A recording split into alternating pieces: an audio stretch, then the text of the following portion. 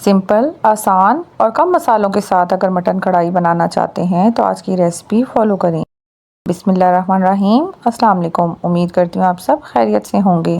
एक कढ़ाई में मैंने 1.5 kg मटन ले लिया है। इसके अंदर थोड़ी सी एनिमल फैट मैंने ऐड कर दिया है। अगर आप ये ऐड कर देंगे तो ऑयल की क्वांटिटी आपको ज़्यादा ऐड नहीं करनी पड़ेगी, आप इसको स्किप भी कर सकते हैं। अच्छा, अगर आप प्रेशर कुकर का यूज़ कर रहे हैं तो वो भी आप कर सकते हैं, लेकिन फिर आपने जस्ट 10 मिनट्स के लिए प्रेशर कुकर यूज़ करना है।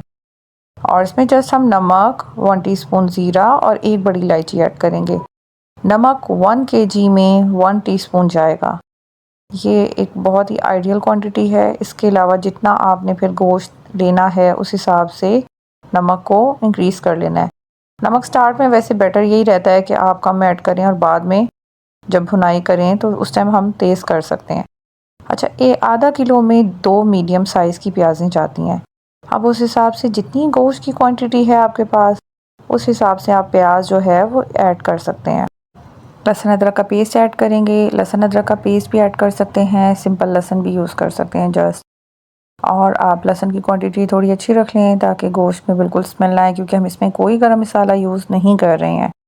और पानी की क्वांटिटी डिपेंड करती है। अगर आप एक पैन में बना रहे हैं तो थोड़ा ज़्यादा पानी जाएगा, क्योंकि इसकी कुकिंग टाइम जो है वो थोड़ा ज़्यादा होगा। टेंडर होने में एटलीस्ट 1 आवर तो लगेगा ही।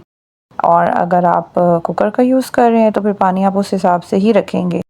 प्रेशर कुकर आपने 10 मिनट बाद लाजमी ओपन करके चेक कर लेना, और टाइम जो है विसल चलने के बाद आपने नोट करना है। और 10 मिनट्स बाद आपने चेक कर लेना है कि कितना मीट टेंडर हो गया है। और जो कसर रह जाएगी वो आप इसको भुनाई के बाद भी पूरी कर सकते हैं। चलें जी, अब हम इसको टेंडर होने के लिए रख दिया है। ये देखें 1 आवर बाद इसकी ये कंडीशन है। प्याज ऑलमोस्ट इसके अंदर डन हो गई है।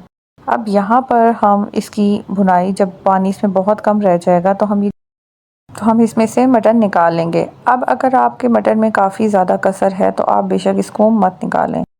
इसमें ऑयल ऐड करें और ऊपर टमाटर जो हैं वो हमने ऐड कर देने हैं और इसको थोड़ी देर के लिए ढक्कन दे के रख देना है। 3 to 4 मिनट्स का हमने वेट करना है। उसके बाद क्या होगा कि जो टमाटर के छिलके हैं ये नरम हो जाएंगे और हम इसको ऊपर से आराम से रिमूव कर देंगे।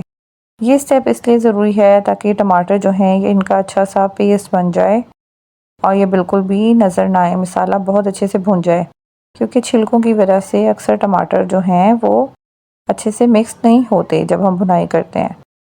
और बस अच्छे से आपने इसके बाद टमाटरों को मैश कर लेना है और इसकी अच्छे से भुनाई कर लेनी है। और जब ऑयल ऊपर आने वाला होगा तो हमने इसके अंदर जो मीट निकाला था वो दोबारा से ऐड करना है और उसकी अच्छे से भुनाई करनी है। और फिर इसमें हमने स्पाइसेस ऐड कर देने हैं। स्पाइसेस में हमने नमक पहले ऐड कर दिया था। अब हमने मिर्चें, धरा मिर्च, हल्दी, सूखा धनिया, ज़ीरा पाउडर और काली मिर्चें का पाउडर ऐड कर देना है और इसकी अच्छे से भुनाई कर लेनी है मसाले, ताकि पक जाएं, ऑयल में अच्छे से फ्राई हो जाएं। इस स्टेज पर हमने नमक भी टेस्ट कर लेना है। अगर हमें कोई कसर महसूस हो रही है तो हम यहाँ पर नमक ऐड कर सकते हैं। नमक हमने स्टार्ट में जब बॉईल किया था मटन को तब ही ऐड किया था, 1 टीस्पून 1 kg के हिसाब से। और बस जब ऑयल ऊपर आने लग जाएगा तो इसमें हमने दही ऐड कर देनी है और इसको अच्छे तरीके से इसका पानी ड्राई होने के लिए रख देना है। अब देखिए, हमने इसीलिए जो हमारा मटन था उसको 80% टेंडर किया था। अगर हम उसको 100% टेंडर कर लेते तो अब जब ये मिसालों में पक रहा है, दही में और टमाटर के पानी में, तो इसने मज़ीद पक जाना है। तो इस वजह से अगर हम बहुत टेंडर कर देंगे तो उस टाइम बोटियाँ हमारी टूट जाएंगी, इसलिए हमने इसको 80% ही टेंडर किया था। अब यहाँ पर अगर आप मिर्च टेस्ट कर लें, अगर आपको लग रहा है कि मिर्च तेज़ नहीं है तो हरी मिर्चें कट करके डाल सकते हैं। हरी मिर्चें आपकी जो क्वांटिटी है वो डिपेंड करेगी कि हरी मिर्चों का फ्लेवर कैसा है। अगर तो कड़वी हैं तो आप कम ऐड करेंगे और अगर बहुत ही लाइट हैं तो आप ज़्यादा भी ऐड कर सकते हैं। आपने यहाँ पे अगर कड़वी हैं तो ख्याल करना है ज़्यादा ऐड नहीं करनी, वरना मिर्चें तेज़ हो जाएंगी।